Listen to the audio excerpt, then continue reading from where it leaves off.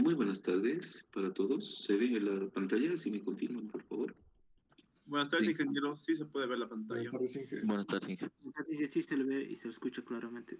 Muchas gracias. Muy amables. Bien, arrancamos nuestra clase del día de hoy, que sería lunes 14, ¿ya? Y hemos creado, como ustedes pueden ver, el grupo alternativo, porque obviamente había gente, ¿no? Estos son los últimos que estoy admitiendo, por favor.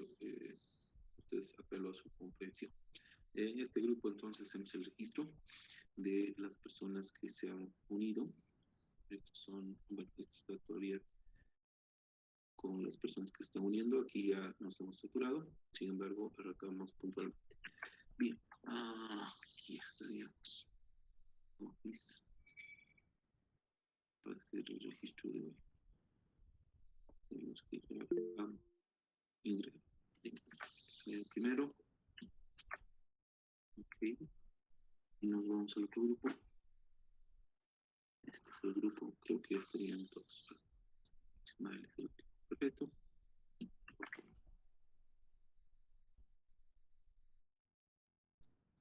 Vamos. 2022.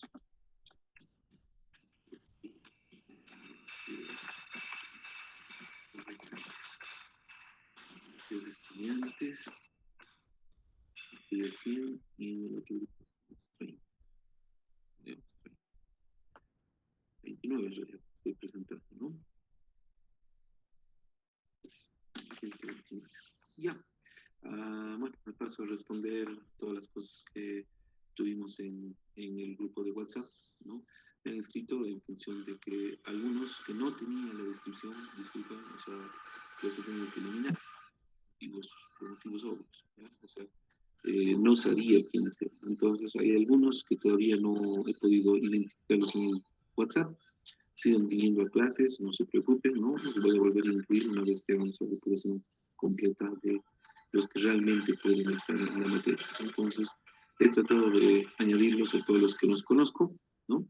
Sin embargo, había números que completamente desconocía y tampoco tenía referencia, mayor referencia, ¿no? Entonces, en este caso, acá, por ejemplo, fíjense, todavía hay algo, sin embargo, van a ser depurados en el caso de que no tenga digamos, la descripción correspondiente, ¿ya? Sin embargo, bueno, eso es WhatsApp, ¿no? Ahora vamos a ir un ratito a la parte Classroom, que nos interesa, donde están sus tareas, ¿no? He hecho la revisión de sus trabajos, realmente es solo una lágrima, porque si bien he hecho un control de lectura, ¿no? de ambos digamos, temas, ninguno o muy pocos han podido conceptualizar la información. ¿Ya? Entonces, obviamente, el control de lectura es mandatorio en función de cuánto ustedes han quedado, ¿no? O sea, no podemos permitir de que ustedes hagan un trabajo sin que aprendan, ¿no? Entonces, la idea es de que van a haber controles permanentes de lectura con relación a lo que les pida. Sin embargo, yo voy a hacer, a partir de un avance de ustedes, voy a hacer la explicación, ¿no? Que es lo que generalmente se desea, ¿no?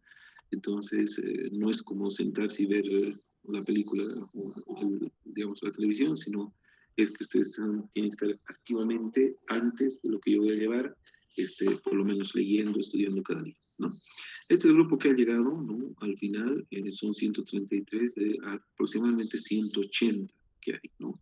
Los 180 pues son de diversa, digamos, índole, ¿no? Y en realidad yo he tenido que hacer la depuración, porque ninguno de los anteriores había presentado ningún trabajo o en algún caso tampoco había venido a clases. Entonces, esos controles de lectura a mí me dan un parámetro cabal de quienes realmente pueden dedicarse a la materia, ¿no? Y a partir de esta semana ya voy a exigir mucho más de trabajo y de lo que ustedes deben hacer, ir realizando, ¿no? Entonces, bueno, si permanecen los 133 o los que tengo en el grupo, bienvenidos, o sea, no me hago ningún problema de pasar con esta cantidad de personas, pero sí quiero que todos estén completamente activos y esto sí es la última vez que les tolero que ustedes tomen los trabajos en serio, ¿no? Porque a diferencia de las anteriores veces donde dejaba pasar y tomaban el primer parcial, ahora la evaluación es por clase, ¿ya? Entonces ahí quiero realmente saber si quién se puede dedicar a la materia o no. Como verán, siempre rango puntual, siempre estoy con mis horarios, así, y pues sencillamente los que llegan tarde no tienen derecho a nada. Personas que han llegado recién a la materia de inscripción social, lo siento mucho, sí, hay trabajos que no han podido entregar, pueden venir de oyentes, sin embargo su nota es abandono, ¿no? Para todas las personas que fueron eliminadas, sencillamente es que tienen su nota de abandono, ¿ya? O sea, no hay más que hablar en eso. Sin embargo, están invitadas a pasar como oyentes, así como lo han visto, siempre y cuando ingresen a las clases puntualmente, ¿no? O sea, 5 minutos antes, ¿ya? Es el único requisito y es algo que no he cambiado nunca, ni tampoco voy a cambiar. Los enlaces de clases, ¿no? Simplemente las personas que se conecten después, les vamos a ir restando puntos. Ya cuando tengamos el grupo consolidado, el grupo de WhatsApp voy a liberar para que cada quien pues, pueda ganarse puntos también en qué significa la materia, ¿no? Entonces, a partir de eso, estaríamos nosotros ya encaminados en lo que es el semestre regular, ¿no? Los únicos que todavía siguen en carrera son los del grupo de WhatsApp, perdón, del grupo de Classroom, ¿no? Y bueno, vamos a tener que hacer un pequeño control, ¿no? Entonces vamos a agarrar precisamente al grupo de WhatsApp, el grupo de la materia, ¿no? Estamos acá, ¿no? Este es Meet, el otro Meet, acá. Entonces, antes de pasar a explicar la materia, quiero saber si realmente vienen o no vienen a clase. Por favor, respondan si están o no en clase, porque han puesto la asistencia, pero me parece importante que hagamos más el control. Entonces voy a seguir esto con las personas que están en el classroom. Aderly John López Ávila. Ya. Aderly, tú has firmado la carta de compromiso y en realidad no tienes choque y te vas a dedicar 100% a la materia este semestre, ¿verdad? Ya, sí, entonces, perfecto. Sí ha venido y sí puede, digamos, dedicarse a la materia. Agustín Flores Loza. Ya, entonces, sí, me dices, ¿no? En el caso de que sí, o si tienes choque, ya tienes que definir si es que vas a poder o no vas a poder, ¿no? Entonces, sí voy a estar en clase, sí me voy a dedicar. Una cosa así, una respuesta, muchas gracias. Alejandra Quispe Montaño. Estoy tomando la asistencia de los que están en el classroom, ¿no? Alejandra Quispe, no está. Ok. Alejandro Martínez. Sí, presente, ingeniero. Gracias. Alejandro Roger Cayo. Presente, ingeniero. Gracias. Alex Junior Ticona. Presente, ingeniero. Alison Jennifer Alfaro. Presente, Inge. Álvaro Jesús Apaza. Presente, ingeniero. Gracias. Álvaro Ceballos Villan. Presente, Inge. Gracias. Andrea Guara Valdés. Presente, Inge. Gracias. Andrés Humberto Presente, ingeniero. Rocha, ¿no? Ángel Rodrigo Colque Sánchez. Presente, ingeniero, buenas tardes. Buenas tardes. Rodrigo Pablo Apala. Presente, ingeniero, buenas tardes. Gracias, buenas tardes. Ronaldo Cosío, buenas tardes. Presente, ingeniero. Gracias, Samuel Romero Aguilar. Bueno, puede haber algún tema, pero de alguna manera estaríamos nosotros ya con el control correspondiente, ¿no? Entonces son los que van a ser retirados. ¿Okay? Y lo que yo quiero es que realmente puedan ser. Ahora, personas que recién han llegado, pues tienen que seguir viniendo a la clase, ¿no? No les voy a poder incluir todavía ni en el classroom ni en lo que corresponde al grupo de WhatsApp. Solo tienen que venir a hacer las tareas y pues seguir la clase. Entonces, hoy día era importante, ¿por qué? Porque sigo haciendo yo la depuración, ¿ya? Entiéndanse bien de que yo quiero dedicarme al 100% a ustedes, pero de la misma forma yo quiero una retribución al menos de que vengan a clases, ¿no? Nosotros hemos detectado que el 40% de los estudiantes que se inscriben no pueden pasar la clase, ¿ya? Y eso me genera muchos problemas al final, porque están intermitentes como foquitos de Navidad, ¿no? O sea, vienen, no vienen, etc. Y al final, ustedes se les abre el sistema todavía y tienen la posibilidad de retirar la materia, o sea, de poner abandono. Entonces, para mí, eso es un trabajo enorme, porque no voy a tener auxiliares, esas son las obvias, ¿no? Muy vulnerables, lamentablemente, los auxiliares. Y otro es de que Ustedes que son ya de octavo semestre conocen todas las mañas que tiene la universidad y se mandan a hacer trabajos. Entonces, la idea es de que todo trabajo pueda ser sustentado. Y el primer ejemplo que les hemos dado es de que si les damos una tarea es por algo, y eso ustedes se tienen que tomar seriamente en el momento de su aprendizaje. ¿Sí?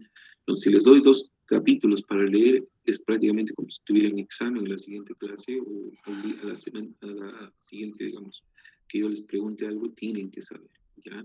Entonces, en función de eso, yo voy a hacer un control y estoy prefiriendo, digamos, hacer la depuración de inicio, no solo en metálica, sino en todas mis materias, ¿no? Ahora, muchos dirán, pero ingeniero, el sistema se me abre. Por supuesto, se te abre también a partir de, digamos, se te abre también, un segundito, pues, Rigel, estoy en una clase, salgo 5:15, te voy a llamar ahí, por favor, discúlpame, todo el día está en clase. Entonces, la idea va a ser que ustedes puedan, digamos, lograr ser, digamos, seleccionados, por decirlo así, y que yo además tenga más tiempo, inclusive para ustedes, para dedicarme acorde a los que sí pueden y quieren pasar la materia, ¿ya? Entonces, a partir de eso, me voy a dedicar a corregir esto que ustedes están viendo, que son digamos, sus trabajos, pero solo después de que yo esté convencido que realmente a la persona se va a poder dedicar, ¿no? Y además de que por lo menos esta parte, o sea, ha leído, ha hecho, le ha puesto el esfuerzo, etc. Entonces ya vamos a empezar nosotros de aquí a 1 semana y media con el proyecto de maderas, ¿no? Muchos parecería que solamente piensan que es metálica, no, es una parte fundamental que tenemos que trabajar a partir de la parte de maderas, ¿no? Y hemos tenido 2 mapas que hoy me corresponde el explicar, ¿no? Vamos a hacer un tablón ya de trabajos con los que han quedado, ¿no? De grupo o personas de WhatsApp, en las que yo voy a ir trabajando el tema de que ya no es solamente en la clase, van a disculpar, les voy a dar trabajos durante la semana para que puedan ser entregados y vamos a sintetizar conmigo ya los días lunes, martes y miércoles, ¿no? Otra cosa que les quería decir, pues hay muchos que me dicen prácticamente sobre el examen de mesa, ¿no? Yo he visto, he tenido que retirar la casilla de acá, nadie ha entregado proyecto como para que hoy día, como les había solicitado, defienda. Ya yo he estado revisando hasta anoche que en todas mis materias que doy examen de mesa, quién se habían entregado, bueno, para habilitarlos este día miércoles que tenían su examen de mesa, ¿no? Los de la parte presencial. Entonces, no ha habido, ¿no?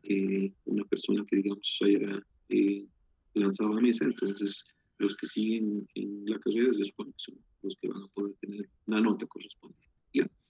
Entonces, sin más, miren, me ha llevado un tiempo, pero para mí es muy importante, como si estoy haciendo la selección ya de personas que pueden y deben registrarse en la materia como corresponde.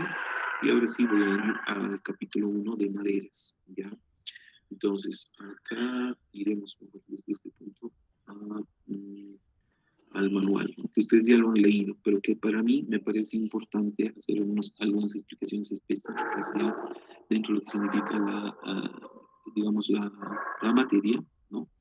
Y cómo vamos a utilizar esa información, ¿no?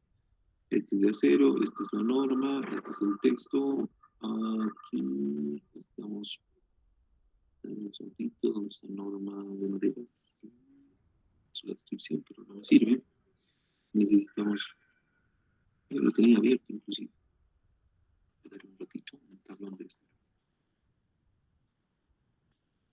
Ok. Manual de maderas, aquí está, el 2 de marzo. Ok, bien. Muchos no le dan importancia y yo creo que ya en la anterior clase, en la anterior semana, el anterior lunes, he trabajado con ustedes de por qué una norma se elige en un país y por qué además esa norma es vigente en ese país, ¿no? Eso era el puntapié inicial de la materia, donde nosotros todavía seguimos manejando este manual que lleva varios años ya, pero sin embargo es dentro de las características que tenemos el manual que mejor refleja las condiciones de trabajo en Bolivia, ¿no? ¿Ya? Entonces, acá, desde el punto de vista, si ustedes recuerdan digamos, el tema de materiales de construcción, nosotros entendemos que un material que se clasifique por sus propiedades debe cumplir los siguientes criterios, y aquí lo voy a tratar de mostrar para un pequeño recordatorio nomás que les va a servir a ustedes por siempre, ¿no? De la materia de tecnología de materiales. Ustedes saben que en el texto de descripción que nosotros manejamos, ¿no? Este texto de descripción, en el capítulo 21, ¿no? Siempre nosotros trabajamos con el tema de propiedades de los materiales, ¿no? Entonces, ¿qué materia es precedente? Además de que tienen toda la física, tienen las isostáticas, las hiperestáticas, etcétera. Una materia que es importante es esta de materiales de construcción. ¿Por qué? Porque no solamente pues, nos permite, digamos, las propiedades de los materiales, sino que las cantidades de materiales. Y ahora que vamos a estar en el diseño, hablamos de una optimización en el diseño de la cantidad de materiales. O sea, si yo hago un diseño que sea seguro, pero a su vez que tenga menos secciones, menos costo, ¿no? Porque en realidad el acero lo que se hace es se cotiza por tonelada, ¿no? Entonces, como ustedes pueden imaginarse, en este concepto que estamos nosotros queriendo transferir, ahora hablamos de ingeniería límite, ¿no? Y esta ingeniería límite nos lleva a que ya no basta solamente con hacer el cálculo estructural, sino tiene que entrar dentro de un ciclo de optimización para encontrar el material que pueda, digamos, resistir, pero que sea óptimo en dimensiones. Entonces, este es el que rige en la materia de materiales de construcción. Dentro de las propiedades, cualquier material que sea tiene propiedades sensoriales, color, textura, brillo. Acá la madera es realmente espectacular porque hay diferentes colores de madera, ¿no? Jaspes, etcétera, de acuerdo a su aserrado que ustedes pueden lograr, ¿no? Que lo vamos a llevar también hoy día, les voy a mostrar, ¿no? Y esto es lo que se aprovecha, digamos, como un material cálido, ¿ya? Es por eso que en el Oriente, por decirlo así, Japón, etcétera, es un material muy, muy apreciado la madera. ¿Por qué? Porque normalmente hablamos de que transmite calor, ¿no? Hacia la estructura, ¿ya? Y obviamente este material lo van a aprovechar los arquitectos. Dentro de sus propiedades físicas y químicas que ustedes han empezado a leer en el capítulo 1, hablamos de que están relacionados a las leyes físicas y químicas. O sea, por ejemplo, la conductividad eléctrica. Sabemos que no es un buen, digamos, conductor de electricidad, más bien es un aislante. Después, cuando tienes que agarrar, digamos, un cable, lo que sea, siempre muchos de ustedes pensarán que un palo de escoba, lo que sea, que no transfiera, que sea de madera, pues los va a proteger. Entonces, en función de eso, una de las propiedades físicas del material como la madera tiene precisamente a lo que es la conductividad térmica, o sea, eléctrica, perdón. No es un buen conductor. Tampoco podemos hablar de la conductividad térmica, o sea, es más bien un aislante, ¿no? Si bien da esa calidez, o sea, transferir la madera, digamos, más bien retiene esa madera de acuerdo a su estructura interna, ¿no? Y más bien es altamente combustible. Ese es el problema que corresponde. Ahora nosotros vemos dentro de las propiedades mecánicas, que es a partir del capítulo 7 del manual, donde nosotros vamos a ver la resistencia mecánica, ¿no? Entonces, nosotros debemos llevar esta materia desde este punto de vista, pero no podemos olvidar de toda esta estructura que estamos comentando, que está en los capítulos precedentes de del manual del grupo amigo. Entonces, efectivamente, acá la mecánica, si ustedes se acuerdan, es el comportamiento de ese material, ¿no? O sea, no es el mecánico que te arregla el carro, sino hay en física digamos, la parte mecánica del comportamiento, que es la estática y la dinámica, ¿no? Entonces, la física se subestructura en estos dos, una parte con la parte de equilibrio, estáticos, y otra con la parte dinámico, pero nosotros queremos saber cómo se va a comportar ese material, y por eso hacemos uso de sus propiedades mecánicas, que hoy también les voy a explicar. Vamos con las propiedades tecnológicas. Entonces acá, si se acuerdan, estas propiedades nos tenían que poner muy claro en este material cuál es el proceso que sufre para que ese material nosotros lo podamos emplear en la parte de construcción. Pues la madera crece, sin embargo, debe recibir un tratamiento. Y aquí está la gran cuestionante, ¿no? O sea, en Bolivia no tenemos todavía empresas o cerraderos que trabajen en la parte de tratamiento y que tú puedas ir a comprar por bloquecitos maderas de dimensiones de madera tratada. ¿Por qué? Porque es muy caro. Entonces llega el momento, ahí tienen el aserradero Valiente, que bueno, corta la madera, desperdicia gran parte, pero lo bueno de la industria de la madera, es una de las mejores industrias, ¿no? La más rentable, es que no se desaprovecha nada, ¿no? Ni el acerrín que digamos sale, eso se sirve o tiene uso, ¿no? Entonces, generalmente a este material tan preciado, nosotros solamente para fines ornamentales no lo consideramos macizo, sino solamente como una cascarita, como si tuviese un tajador, ¿no? Que estás tajando tu lápiz y esa partecita es la que te da lo que quiere asemejar a la madera. De hecho, muchos otros materiales quieren parecerse a la madera, ¿no? Por el acabado que tienen. Sin embargo, en la estructura interna como tal, tiene que haber toda esa industria de la construcción. En Bolivia tenemos una muy, muy grande, como es Simal, ¿no? La compañía, digamos, de maderas, que tiene una en Santa Cruz, ¿no? Materiales de construcción, cuando íbamos nosotros visitamos esta planta, ¿no?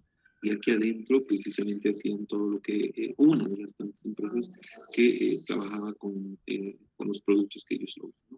Entonces ellos se dedican a maderas, digamos, melamínicas, acabados, etc. Y acá es uno de los productos que puede tener, sin embargo la estructura, como les digo, interna de la madera hace que tú puedas, digamos, tener este tipo de productos de la construcción, ¿ya? En el exterior, una madera maciza es realmente algo muy apreciado, es un tesoro, ¿no? Entonces la mayoría hace un marco o, digamos, tiene la madera prensada, ¿no? Que puede a través de esto simular a que fuese maciza, ¿no? Les cuento que hay una norma ya que está saliendo, ya está vigente en varios países, ¿no? Sobre precisamente la madera que viene a ser con contrachapa, ¿no? Como esto, como lo que están viendo, ¿ya? Entonces, esto tiene que venir, lamentablemente me tengo que referir a los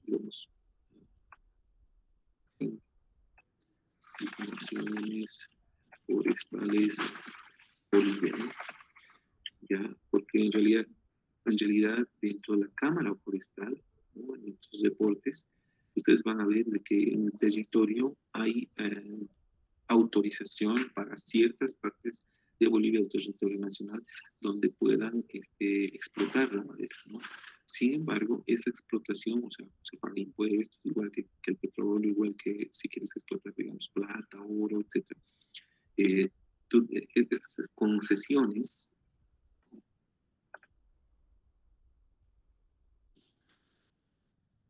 forestales, miren, acá están. En Bolivia, todos estos bloquecitos que ustedes están viendo, ¿no?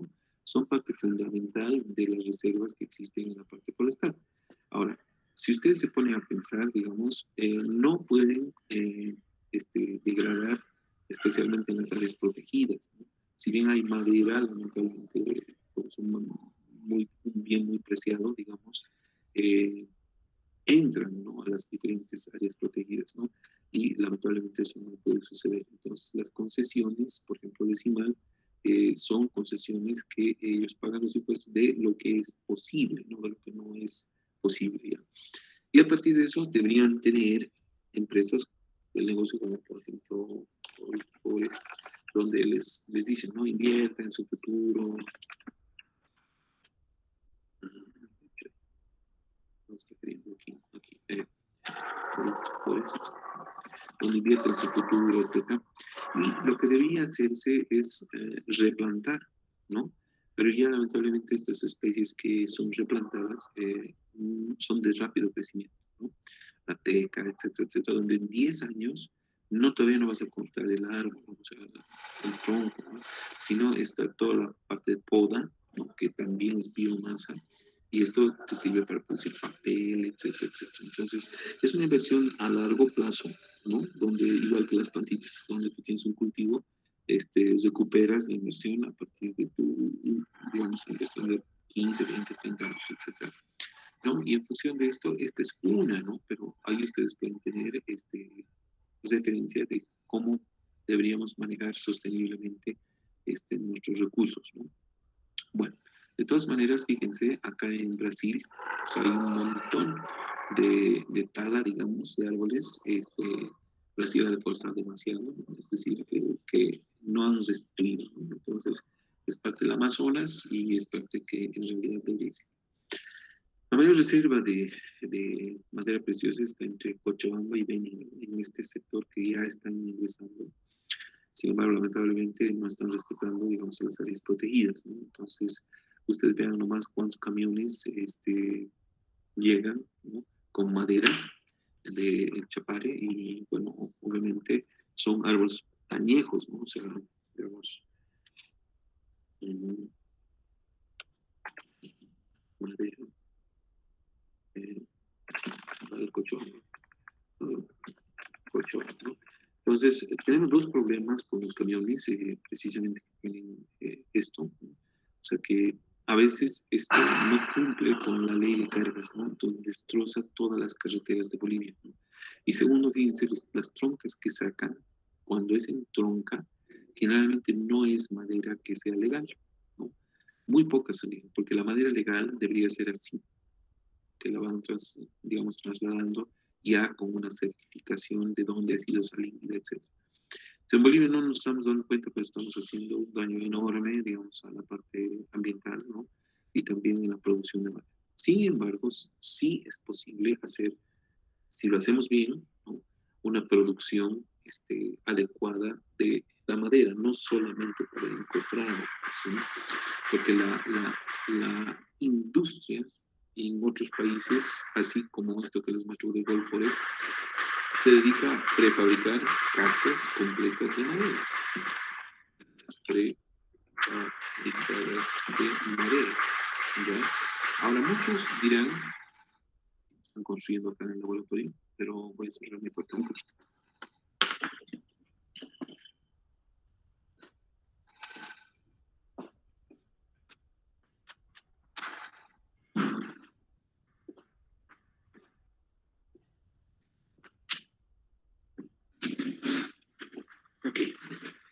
Ok, continuamos entonces. El mercado de prefabricados, así como de hormigón, existen, o mismo acero, ¿no? De las viviendas que son completamente de madera, fíjense. O sea, la ventaja es de que dentro del criterio del minimalismo, ya esto resulta como un container, ¿no? Y son, o sea, dentro de las personas que trabajan o van a trabajar al exterior, muchas, digamos, se dedican a la construcción, especialmente en Estados Unidos, de ensamblar esto, ¿no? Entonces, el cálculo se hace una sola vez, ¿no? Pero a su vez, el mercado de la construcción mueve mucho dinero porque obviamente estas casas son relativamente económicas y también tienen diferentes diseños, etc. La ventaja es de que si tú las quieres trasladar o quieres mudarte, o sea, puedes llevar toda la casa, ¿no? Entonces, hay empresas especializadas que las pueden inclusive trasladar, ¿ya? Y como les digo, o sea, yo he visto en Estados Unidos cuando trabajé allí a mucha gente dedicarse a este rubro de la construcción, especialmente en madera, ¿no? ¿Ya? Entonces, hay diferentes empresas que se dedican ya a prefabricar este tipo de casas. Y bueno, sí tiene un costo atractivo, ¿no? Dentro de lo que significa el mercado de la construcción, como ustedes pueden ver, ¿ya? Bien, eso entonces como una introducción a lo que en realidad nosotros estamos llevando, ¿no?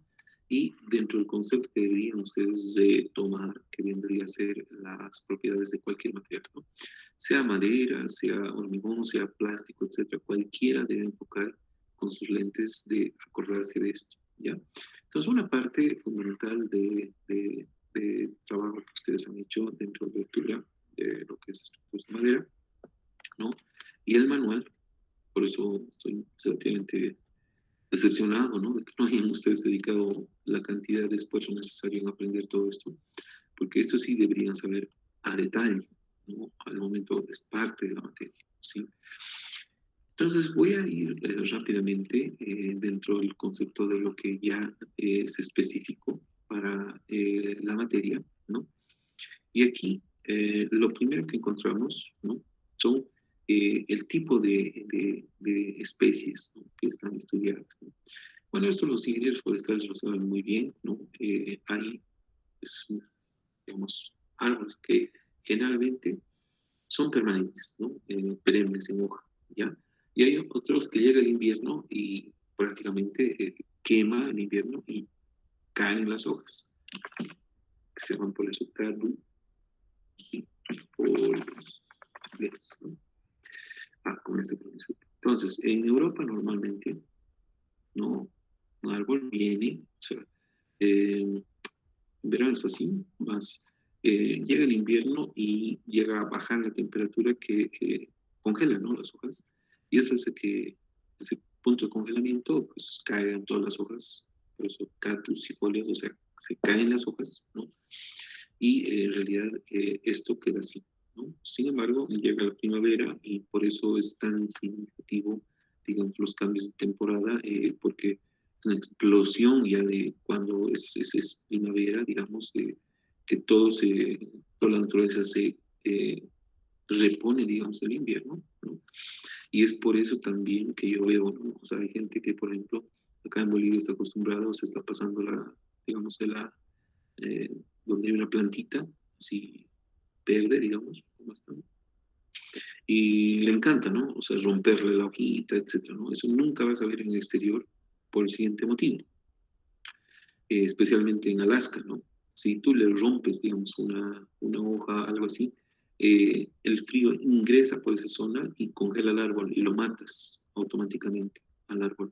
Entonces, lo que más cuidan ellos es precisamente que el árbol, digamos, no tenga ese tipo de daños, ¿ya? Entonces, lamentablemente, acá en Bolivia no tenemos conciencia de lo que hacemos y precisamente nos encanta ir arrancando, viendo, etcétera, etcétera, los árboles, ¿no? Entonces allí no, lo dejan así y en función de eso van creciendo a lo largo de varios años hasta poder lograr la tronca. Sin embargo, cuando ya los árboles pueden ser, digamos, cortados, no les digo que no, porque muchas de las cosas desde la antigüedad del hombre han tenido que subsistir. La leña que utiliza específicamente es para cocinar, para calentamiento, etc., ¿no? Sin embargo, van a escuchar de los ingenieros forestales que no cortan, digamos, al árbol madre. O sea, digamos, hay uno de estos, digamos, algo más gruesito, que, digamos, no puede ser cortado. Y eso en realidad ustedes lo van a ver en función de las especies forestales y productos, etc. Entonces, eso va mucho más allí, pero ahí están las especies, y en estas especies lo que han hecho es hacer los ensayos respectivamente para que estas especies sirvan de manera estructural, no solamente, digamos, arquitectónica, sino también de la parte estructural. Y aquí nos explica muy claramente, digamos, cómo se va a abordar la materia, ¿no? A través de ensayos, ¿no? El ensayo que, digamos, acá ustedes vayan a hacer en cualquier laboratorio corresponde a probetas que se van rompiendo, y lo que se hace es jugar con estadística también a partir de los resultados que uno tiene. Entonces, nosotros ya prácticamente tenemos la formación de ingeniería civil que tenemos en un eje, tenemos digamos, la tensión, ¿no? Que tenemos acá, pues aquí el esfuerzo y la rotura que puede presentar, ¿no? Acá la dispersión de puntos que tenemos en función de los ensayos realizados. Voy a explicar un poquito más de esto porque no nos sirve curva esfuerzo de formación, ¿no? Entonces, en esta curva que ustedes ven en el laboratorio, dentro de las imágenes, ¿no? Entonces, vamos a poner laboratorio, porque tenemos que partir inclusive de ahí, ya que ustedes no ingresan mucho al laboratorio, ¿no? Dentro, acá son las probetas, o sea, tienen que tener dimensiones específicas de las probetas de ensayo, ¿no? Y tienen que ser evaluadas en el laboratorio. Entonces, acá lo voy a poner desde la curva de formación, el laboratorio de resistencia de materiales, y la que ensaya es la máquina de rotura, ¿no? Materiales y ensayo universal, le voy a poner ya. Ensayo universal, porque eso también nos va a armar para las metálicas. Entonces, esta es la máquina, esto es lo que ustedes deberían hacer. En mi caso lo he hecho, ¿no? Porque cuando llegábamos a octavos de metros realmente éramos 25, 30, no había más personas, y todos comprometidos con el estudio, ¿no? Entonces realmente antes estudiaba, ahora no, lamentablemente. Entonces, con ese grupo tan reducido nos permitían entrar al laboratorio y nosotros hacíamos los ensayos con nuestras propias manos. Entonces, en esta máquina de ensayo universal, lo que se hacía era probar estas probetas que les comento y sacar las fuerzas, lo primero, la curva de esfuerzo de deformación. Aquí podíamos probar cualquier material, cualquier, no importa si era madera, acero, etc.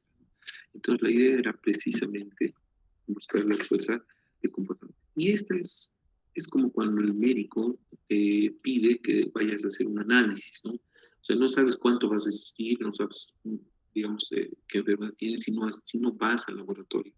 Entonces, los ingenieros, a veces, ustedes se quedan muy enfrascados en lo que es la universidad nomás y piensan que esa es la realidad, y cuando no. El ingeniero es igual que un médico que agarra y pide el ensayo de materiales, de lo que vaya a utilizar para qué, para proyectar, para poder construir posteriormente. Y lo básico que a nosotros nos llega es la tensión de formación, ¿no? En esta curva, ustedes sí o sí han tenido que llevar materiales de construcción, han tenido que llevar también algo de resistencia a materiales. Se identifica 3 zonas en el material, ¿no? Una parte elástica o zona elástica, donde a una carga determinada se deforma también proporcionalmente el material, una deformación controlada lineal, tiene una recta. Esto nunca puede ser de una parábola, tiene que ser una recta, porque la pendiente es uniforme de esta línea, ¿no? Entonces, cuando nosotros concebimos que el material tiene un comportamiento elástico, estamos haciendo de que como si juegues con una liga, ¿no? La jalas, vuelve a explosión, la jalas, vuelve a explosión, etc. Entonces, en función de esto, por eso se llama zona elástica del material, ¿ya? Hasta que llegamos al punto B, que es el inicio de la fluencia, ¿no? Donde acá, si bien no se está rompiendo todavía la pieza, lamentablemente tiene el problema de una lesión ya interna, ¿no? Entonces, ¿qué pasa si nosotros descargamos acá lo que estábamos aplicando esta tensión? Queda lisiado el material, o sea, no va a poder resistir como esta zona el número de veces que puedas tú cargar y descargar al material, ¿no? Entonces, la fluencia para nosotros es un punto donde realmente pasa de un estado elástico al estado plástico, ¿no? Y en este estado plástico, fíjense que siempre vamos a encontrar ya una curva al comprender una parábola, ya no es recto como esto, ¿no es cierto? Entonces, esta curva, donde a mayor tensión, automáticamente mayor deformación, hasta que llega acá, máximo, y muere, ¿sí? Entonces, son las zonas de comportamiento de cualquier material que nosotros siempre deberíamos conocer. Ahora, dentro de estas curvas de esfuerzo de deformación de los diferentes materiales, ¿no? Hay curvas de comportamiento como esta, ¿sí? Ustedes tienen los materiales frágiles y los materiales dúctiles, ¿no? Y esto me gusta siempre explicarlo de la siguiente forma, ¿ya? Un material dúctil, le subes un poquito la presión y chilla, ¿no? ¡Guay! Así, ¿no? Entonces agarra y es el eterno enfermo que se queja de todo. Me duele aquí, me duele acá, etcétera, pero nunca se muere, ¿ya? ¿Por qué te digo esto? Porque en realidad se deforma harto, ¿no? Pero no tiene mucha resistencia. Y este es el otro tipo de comportamiento que me gusta explicarles así, porque, pero si bien estaba ayer, nomás le he visto así, se muere. ¿Eso qué significa? Que va resistiendo, resistiendo, resistiendo, resistiendo, hasta que llega un punto donde, ¡pum!, cae directamente. Entonces, este material frágil, o sea, tiene alta resistencia, pero poca deformación, ¿ya? Entonces, no importa el material que ustedes pongan, digamos, dentro de las curvas de comportamiento, veremos acá. Bueno, aquí hay diferentes materiales con seguridad. La idea para un ingeniero, la base que debería tener, en vez de que estén ustedes ahí aprendiendo solo SAP o primero son estas clases fundamentales de entendimiento, qué es lo que van a hacer y van a meter al SAP, ¿no? O a cualquier programa estructural. La idea es de conocer con el material que ustedes van a diseñar esta curva de comportamiento, porque sin eso no nos sirve. Y si yo pongo curva de materiales, ustedes tendrían que tener diferentes tipos de curvas de comportamiento como estas las que están viendo. Fíjense, aquí hay un alambre acerado, redondo, donde realmente, fíjense cuánto puede resistir y poca deformación, ¿sí? Acá está la tensión, o sea, tenemos fuerza sobre el área, ¿no?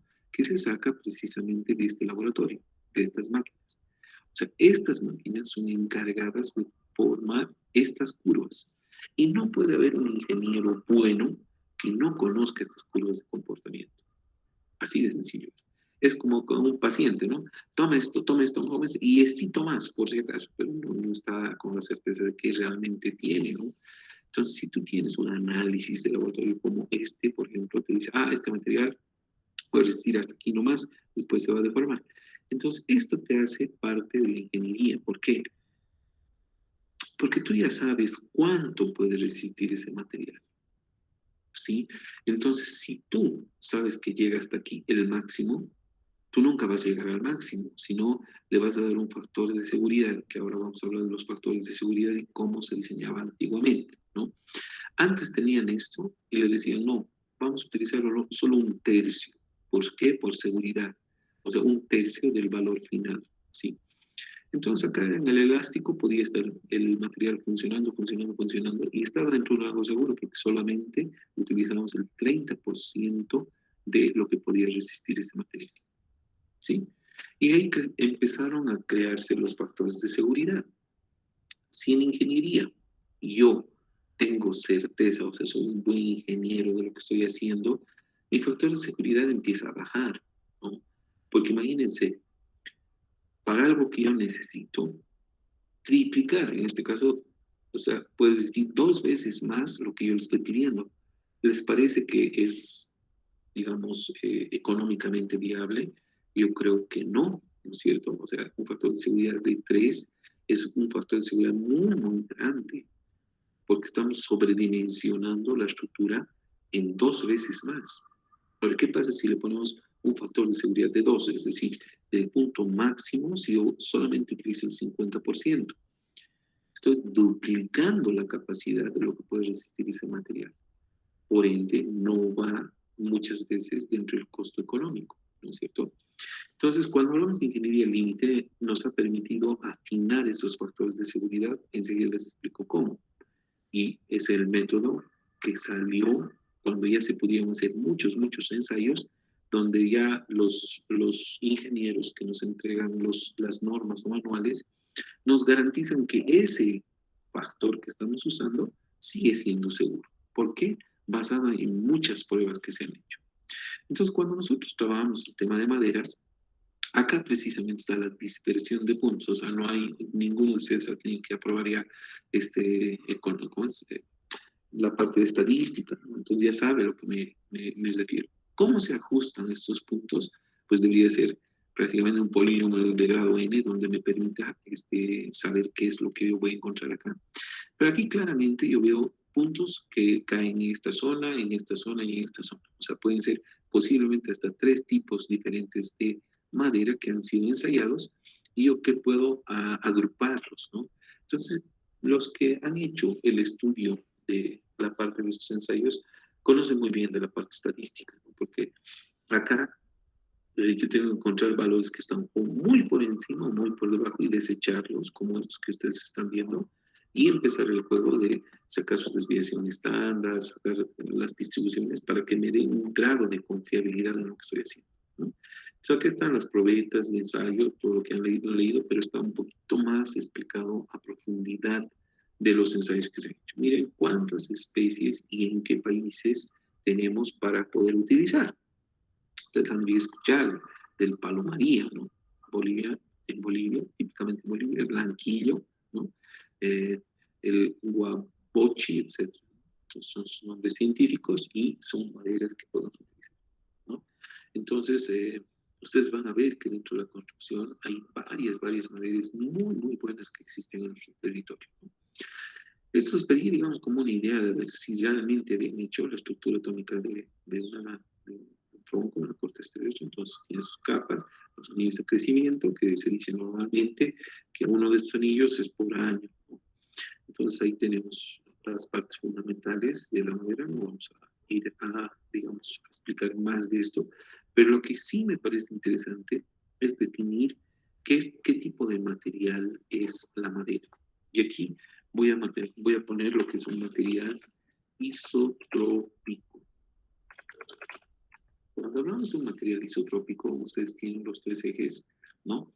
Puedo poner mejor aquí está, los 3 ejes, ¿ya?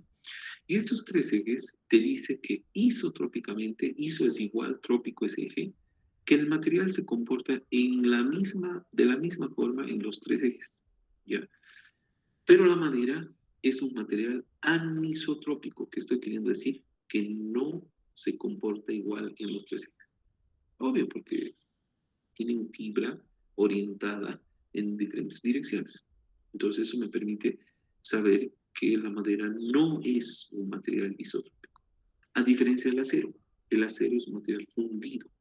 El acero generalmente es un material isotrópico. ¿Por qué? Porque se comporta en las mismas direcciones de la misma forma, ¿ya?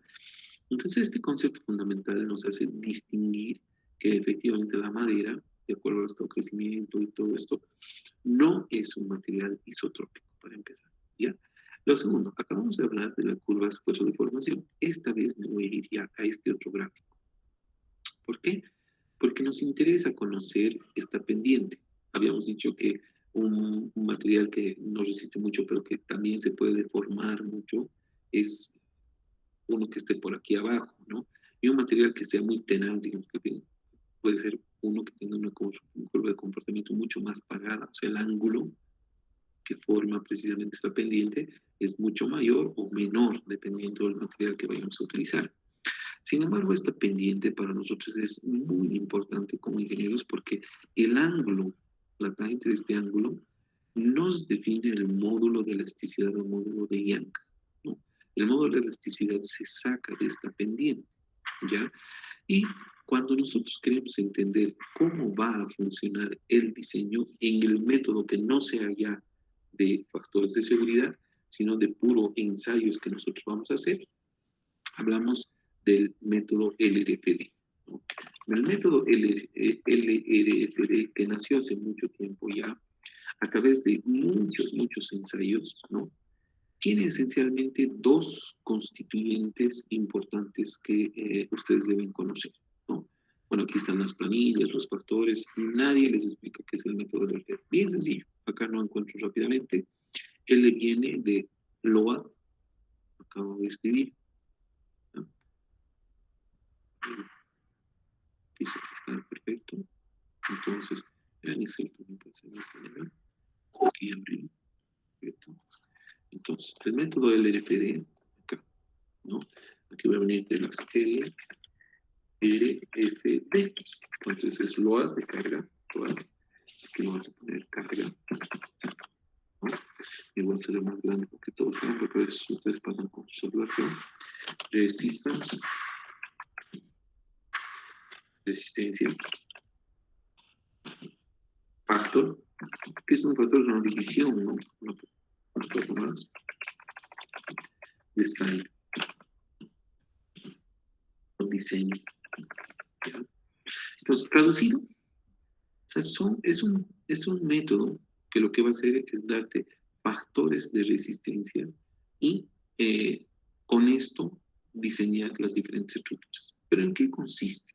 Y es mi función del día de hoy. O sea, de mostrarles, digamos, cuál es la esencia de esto que tendría que ser nuestro diseño, ¿no? Esto ya lo vamos a observar. Ok, vamos acá. Ustedes, las dos conexiones. Acá está. Ok, acá estamos. Entonces, me vuelvo a la curva de esfuerzo de formación, ¿ya? En laboratorio, o sea, se han hecho tantas pruebas. Acá donde teníamos laboratorio. Okay, ¿ya? Empiezan a ensayar estadísticamente, o sea, ya hago pruebas a nivel real, ¿no? Con proveedores o testigos de ensayo, digamos, estadísticamente muchas pruebas, ¿no? Entonces, cuando yo trabajo en el tema de la curva de esfuerzo de formación, yo llego a plantearme de que en esta curva donde ya está ajustada en puntos y todo esto, pero tengo una relación real y segura, ¿no? de una distribución normal, ¿no? Donde aquí tengo un 95% de confiabilidad a una sola cola que no va a fallar, etc. Y me da una curva de este estilo. Yo distingo este punto que es el, digamos, perdón, el de fluencia, ¿no? sigma Y, F chiquita a veces Y, o F mayúscula Y, de yield, que viene de fluencia, ¿no? O sea, en el inglés, ¿por qué se pone el FY? A veces FY lo ponen así, perdón, con minúscula, o FY, como ejemplo, FY, ¿sí? Hola, sí, gracias. Estás pasando clases, Nicole, mamá o papá, me parece muy bien. Ojalá seas un buen ingeniero. Hola, Mini. Bueno, por favor, apaguen su micrófono. El abecedario, esto es I de Está Rodrigo, gracias. Bueno, Rodrigo, lo vamos a tener que eliminar. Ya, vamos entonces con el FY. Estamos con FY. Y viene de yield, ¿no? Que es fluencia. ¿Ya? Fluencia. ¿Ya? Entonces, estamos refiriendo a este punto, la curva de comportamiento. Entonces, nosotros vemos de que en el yield, o sea, en la fluencia, este es nuestro cambio para saber si el material va a resistir o no va a resistir, ¿no es cierto? Hasta aquí es completamente seguro, pero no podemos permitirnos de que llegue hasta aquí. O sea, hay un factor. Entonces, por ejemplo, cuando yo digo un factor 0,7, ¿qué estoy diciendo? 0,7 de FY. Esto es 1 o el 100% del FY. ¿Sí? Hasta este punto. Todo esto es el 100% de la fluencia. ¿Cuál sería el 100% de la rotura? Este. 100% de la rotura. Acá. ¿Sí? Entonces, si yo digo 0,7 de FY, estoy diciendo que el 70%, o sea, acá, máximo va a ser mi valor de diseño. ¿Ya? O puedo decir, por decir, 0,5 de FU, que quiere decir que no, de este el 100% va a quedar aquí, ¿sí? No voy a dejar que pase de ese esfuerzo de formación, ¿sí? Entonces, el método del LPD tiene dos bases de diseño. Una es mayoración de cargas, mayorar cargas. Y el otro es reducir esfuerzo. Entonces, si esto es esfuerzo, eso que ustedes están viendo acá, esfuerzo, acá, yo estoy reduciendo, estoy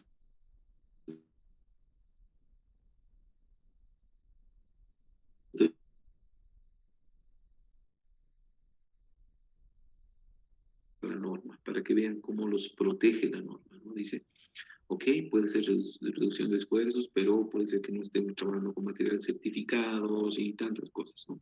O no haga los ensayos, etc. Entonces, lo que vamos a hacer es, además de eso, mayorar la estimación de cargas que él tiene. Y por eso, dentro del diseño, hablamos de los factores de mayoración, por decir 1.4, la carga muerta. ¿Qué quiere decir? Que estamos subiendo en un 40% la carga muerta que puede existir. Y además le podemos decir 0.8 de FY. Entonces tengo no una, sino dos formas de estar protegido, ¿sí? En la norma, cuando utilizamos el LFD.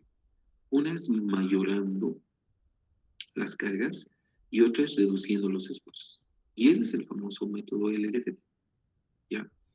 En la antigüedad, y ahora vamos a poner el método de serviciabilidad ASD, que también lo van a escuchar, ¿no? Este es un método de servicio donde utiliza un factor de seguridad. Entonces, la carga muerta es la carga muerta nomás, no se mayora. O las cargas no se mayoran. Carga muerta es carga muerta nomás, lo que te dé, ¿sí? La carga viva es carga viva nomás. No necesitas poner, digamos, mayorar las cargas.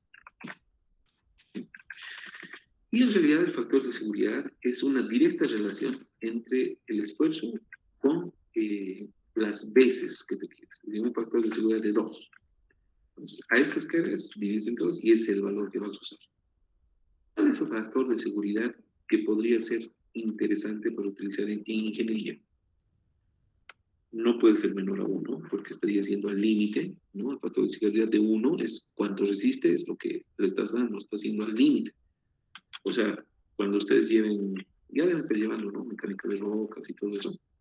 ¿Cuándo es estable? Cuando en realidad nosotros garantizamos de que esto no falle y pues prácticamente el factor crucial tiene que ver con 1, ¿no es cierto? En ingeniería se dice que puede llegar a un factor de 10, ¿no? Pero 10 veces más mayorado.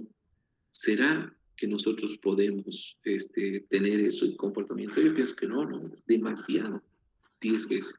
Tendría que ser muy chaleco el ingeniero que diseñe eso, como para decir, tener tanta incertidumbre que no va a saber lo que va a suceder.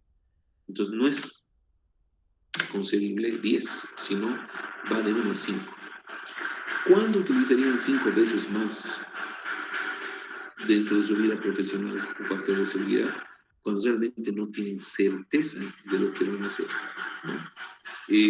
O estructuras demasiado importantes que nunca pueden fallar, como un puente, un hospital o una central nuclear, no sé, cosas que realmente no pueden darse ni por si acaso el lujo de que falle, ¿sí? Lo típico sería 3, pero 3 no es admisible, ¿no? Es decir, existen factores de 1,8, 1 o 2, etc. Porque se supone que tú como ingeniero estás pudiendo predecir bien las cargas. Porque si no tienes bien predices las cargas, entonces no sabes lo que estás haciendo, ¿sí? Entonces, el factor de seguridad de un ingeniero que trabaja bien debería ser 2, pero mucho. Y es la directa relación, sin mayorar, de lo que tú tienes considerado como cargas o esfuerzos, dividido sobre lo que es el factor de seguridad. Entonces, la ingeniería antiguamente trabajaba con factores de seguridad. Si vemos a ver, ¿ya? Acá está, ¿no? Fíjense cuándo fue construido. Fue construido en... pues el building, que está. Pues era la temporada del monumentalismo, ¿no? Saber quiénes eran los mejores ingenierilmente en el mundo, ¿no? Y en realidad empezaron a construir las obras más grandes, ¿no? Entonces, está en Nueva York, ¿no? Y a partir de eso, digamos, este edificio ha batido un récord en su momento, ¿no? ¿Ya? Entonces, este edificio no había, pues, prácticamente programas computacionales, ¿no? Que te pedían ayudar a predecir qué es lo que sucedía, sino que lo que sabían muy bien los ingenieros de la antigüedad era subestructurar, ¿no? Y a partir de eso también aplicar bien los factores de seguridad, ¿no? Entonces, claramente, miren, estamos hablando de estos años, donde ni las computadoras habían, ¿no?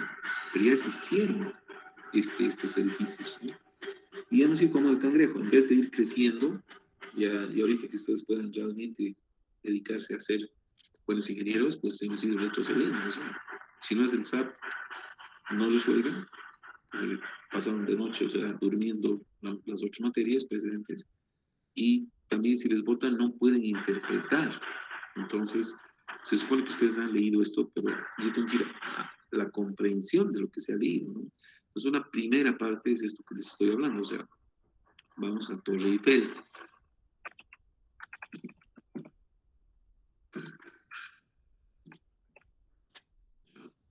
Torre Eiffel también, miren, en 1886 llegó a 300 metros, después sufrió una expansión, ¿no? Y aquí pusieron los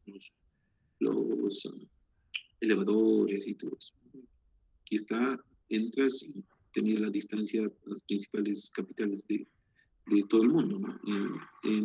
Cuando estoy ahí, había a Bolivia, La Paz, Bolivia, sede de gobierno, 13.000 y tantos kilómetros, 6.800, pero más o menos era, ¿no? Entonces, la Eiffel tuvo que ingeniárselas sin, digamos, conocer SAP ni demás cuestiones de cómo iba a construir esto, ¿no? Entonces ahí, en esta época del monumentalismo, o sea, no decían ellos, somos buenos porque somos buenos muchachos que nadie nos puede ganar, sino que realmente lo demostraban, ¿no? Entonces, esa es la idea. La idea es que ustedes se tienen que insertar, pues, en el mercado profesional y hacer que las cosas sucedan y que tengan nuevos bríos, digamos, de la parte estructural, ¿no? ¿Ya? Desde 1889 empezó, ¿no? construirse la Torre Eiffel, full metal, ¿no? Con la tecnología que había, pero tuvo que ser calculada precisamente por un grupo de ingenieros, que era Alexander Gustav Eiffel, ¿no? Precisamente que hizo todo el cálculo y diseño de esto. ¿Cómo lo hizo? ¿Cómo lo hizo? Subestructurando, ¿no? Subestructurando y haciendo o diseñando cada uno de estos puntitos de la forma más que pueda resistir, ¿ya? Y utilizó factores de seguridad, porque no había ensayo de materiales, no había todavía todo eso tan avanzado, ¿no? Sin embargo, cuando hablamos ya de ingeniería límite, ya siglo XX,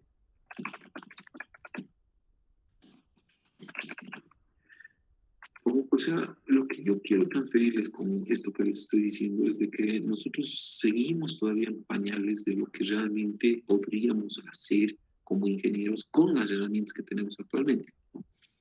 Entonces, ingeniería estructural al límite, claro, cualquier paquete estructural les va a poder pintar en colorcitos al final del día, como decimos nosotros, ¿no? Donde les permita hacer entender qué le está pasando a la estructura sin estar construida. Eso es lo que debería ser un paquete estructural, es una herramienta para tu razonamiento y para que tú veas realmente qué pasa con la estructura. No es para que me digas al final del proyecto de ingeniero, no, esto me ha sacado el SAP. No, no me interesa eso, me interesa cuánto tú has madurado en el concepto que te he dado al inicio para diseño y cuánto has optimizado ese diseño. Entonces, hay programas estructurales que ya te muestran todo esto, así como elementos finitos, como este, ¿no? Ustedes pueden ver, te está gritando, dice, o sea, aquí se va a deformar tanto y tienes que ir igual con las mismas curvas que se hacen en los materiales para poder simular esto. Y hacen las uniones, fíjense, ustedes podrían decir, aquí hasta claramente me está mostrando, ¿no? Azul siempre refleja, está tranquilo, está relajado, no está caliente, está frío, ¿no? Pero aquí las barras están calientes. Entonces, en esa visión, tú como ingeniero te podría ayudar a entender qué es lo que sucede en el comportamiento de esta estructura. Entonces, si tú tienes idea de cómo se está comportando, entonces, por supuesto, que puedes diseñar y decir, no, aquí hay que reforzar o hay que tener cuidado en este punto, ¿ya? Entonces, cuando hablamos de ingeniería límite, ¿no? Nosotros tratamos de hacer que estas estructuras sean lo más resistentes posibles, pero a su vez lo más económicas posibles. Por eso se habla de ingeniería límite, ¿no? Yo veo que realmente es necesario. La anterior vez, el anterior semestre, como una pruebita les dimos tecla, porque ya tecla, digamos, es dentro del comportamiento un software que incluye otros conceptos que ya están inmersos dentro de lo que es el siglo XXI, ¿no? O sea, no vale solamente agarrar y decir la parte estructural, sino que ya tú tienes que tener dentro de este concepto la posibilidad de integrar con todo el proceso. O sea, y si hablamos del BIM o la metodología BIM, ¿no? Porque es una metodología que lo tienen varios programas, ¿no? Estamos hablando que tú como ingeniero tienes que tener la capacidad de hacer desde los planos, acá, Building Information Modeling, ¿no? Va a ser el modelamiento de esta estructura, hasta la construcción, ejecución y optimización de la realidad, ¿no? Y eso te permiten el software, diferentes software manejar. Uno de ellos, el tecla. Y hay varios más. O sea, no hay digamos, límite para esto, ¿no? Pero nosotros, en realidad, esto es lo que deberíamos ya conocer hasta este octavo semestre, ¿no? Por eso yo pienso que nos hemos quedado, digamos, con las herramientas más obsoletas en este momento, ¿no? De solamente un análisis, ¿no? Entonces, yo no estoy diciendo que el SAP no sea malo, pero el SAP realmente es demasiado poco lo que te puede entregar lo que ya tú podrías hacer en el siglo XXI. Este es el SAP.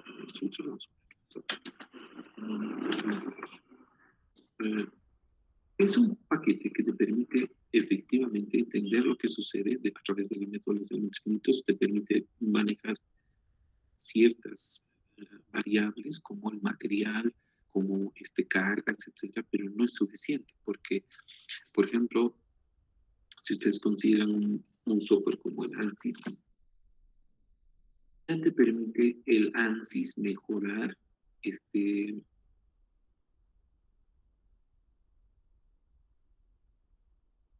acá podríamos simular, por ejemplo, procesos termales, ¿no? que no funcionan. Entonces, generalmente utilizan los mecánicos, evidentemente, con la parte dinámica. Pero aquí, digamos, las variables en las que tú puedes personalizar tu diseño puede venir desde campos magnéticos que le inciden a tu estructura o variables térmicas, ¿no? Etcétera, ¿no? Entonces, yo creo que, digamos, si hay alguien que me dice, pero yo domino el SAP, en este momento debería empezar a estudiar ya los otros software, ¿no? Que les permiten hacer más cosas, porque el SAP no es suficiente para el siglo XXI, para lo que realmente es requerido, ¿sí? Entonces yo creo que hay un sinnúmero de otros softwares que les permiten modelar ya otras cosas más interesantes y que les van a pasar. Es decir, acá fíjense, estamos hablando con flujos, ¿no? Que es un motor, seguramente la compresión, que no lo puede sacar el SAP, ¿no es cierto?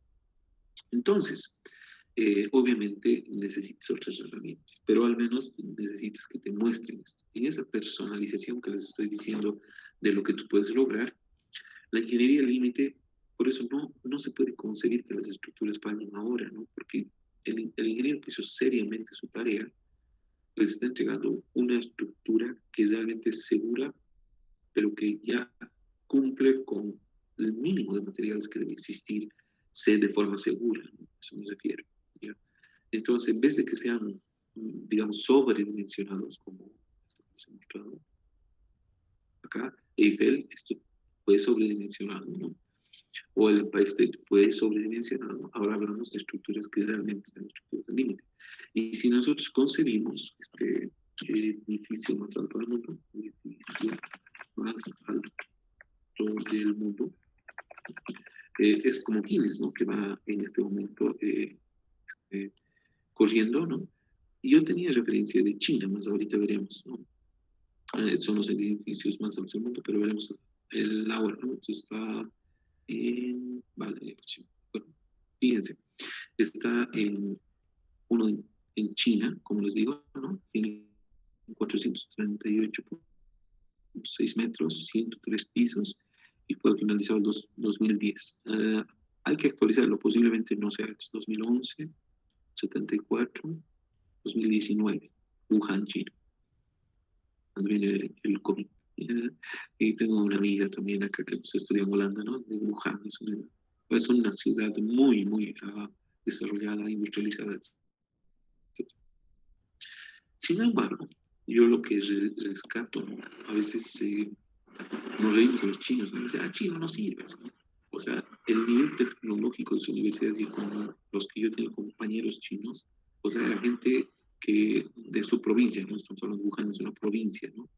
Que para estudiar y ser becado, como yo lo fui, digamos, de su provincia, habían, por decir, 5.000 serios candidatos, ¿no?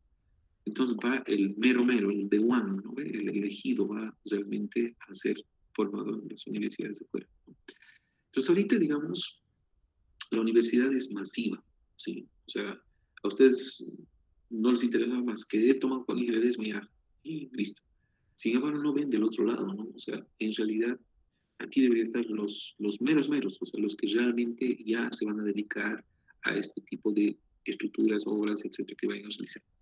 Sin embargo, se les da los instrumentos suficientes como para que en otra mención también puedan ustedes por lo menos haberlo visto y por lo menos haber dicho, ya me parece que puedo hacer con esto, o lo básico, una verificación estructural, ¿ya?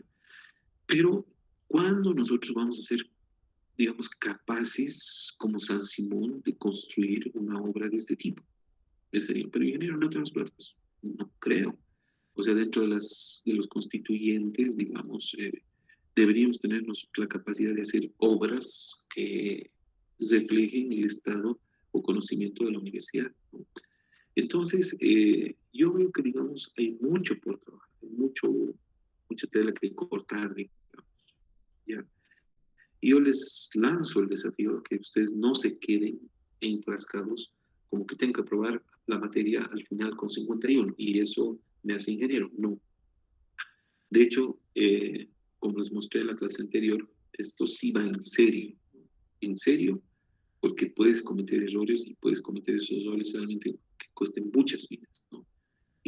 O que también te va a dar mucho dinero, por supuesto, ¿no? Porque un ingeniero que construye esto fácilmente está hablando de millones de dólares que puedan ustedes, digamos, ganar, ¿ya?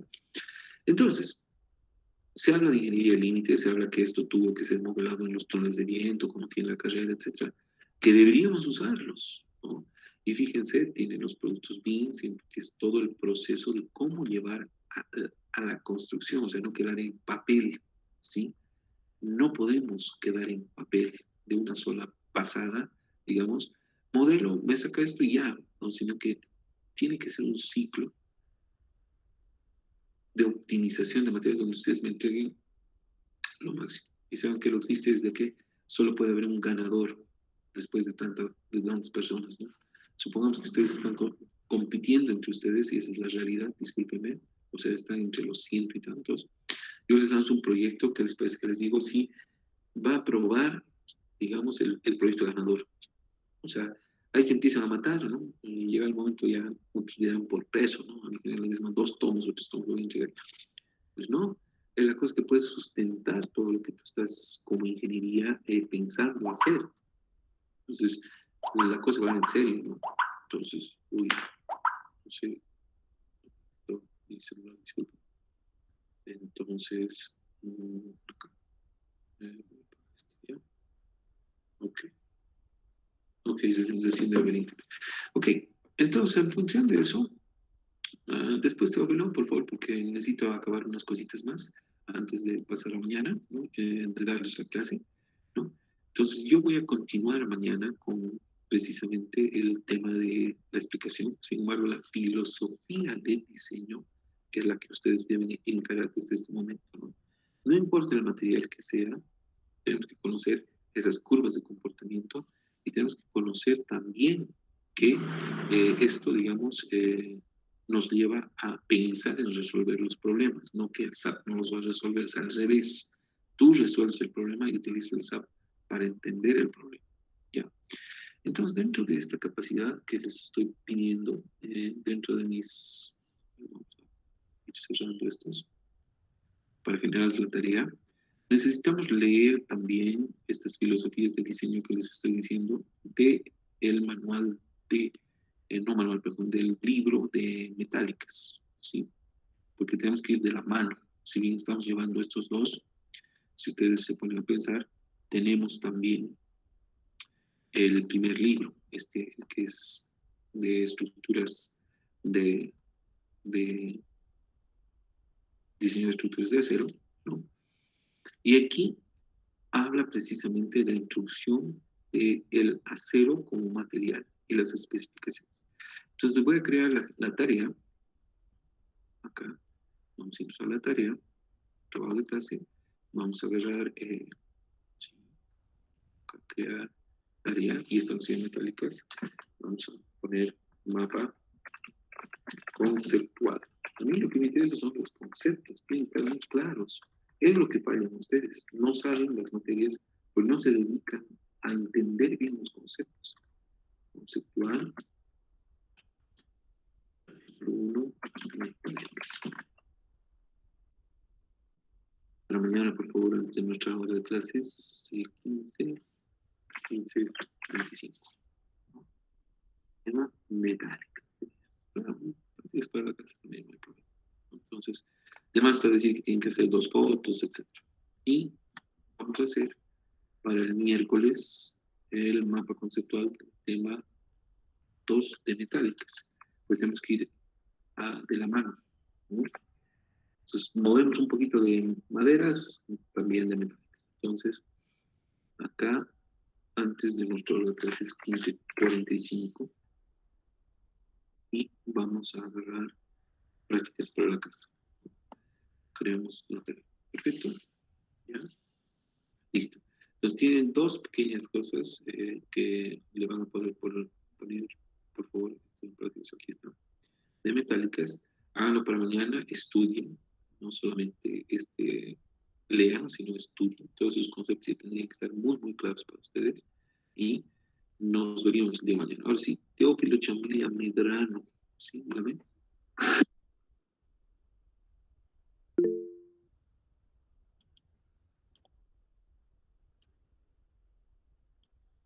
Tenía una pregunta. Dígame. Sí, Jessica. ¿Eran respecto a los que fueron retirados de Claro, que no pudieron entrar? Ya están fuera, están simplemente con abandono. Pueden seguir viniendo como oyentes. Gracias. Oh, ya. ¿Alguna pregunta? Ingeniero, Inge, Dígame. De la materia, ¿no? Porque el resto no hay más que hablar, ¿no? ingeniero, el segundo, ese link que nos mandó al grupo de WhatsApp, ¿es el segundo link, no? Para todas las clases. No. Nuevamente, Samuel, o sea, no, esto creo que lo hemos tratado en extenso, ¿no? Yo veo antes de la clase, si se conectan más de 100 personas, recién habilito un otro link, si no, no es necesario. Entonces, eso he hecho en las clases anteriores. Y cuarto en punto, por ejemplo, el anterior martes había 96 estudiantes, no había 100. Y yo he esperado siempre que entonces no corresponde hacer otro link. Yo les he pedido 5 minutos antes de la clase que se conecten. Y el día miércoles, por supuesto, también sucedió lo mismo. Entonces no quiero, o sea, eso ya lo expliqué, ¿no? Solo voy a habilitar un link en caso de que sea necesario. Hoy día, efectivamente, había 120 personas a las 14, digo, 15:14. ¿Qué corresponde? Generar un nuevo link. ¿Listo? Y si no, obviamente eso se está trasladando a que abandonen cuando quieran reprobar la materia, que sería fin del semestre, ¿no? A ustedes les encanta de tirar al final, ¿no? Entonces yo no quiero hacer trabajo en vano. Voy a calificar de las personas que realmente estudien y se dedican a la materia. Suerte, que les vaya muy bien. Gracias, hasta luego.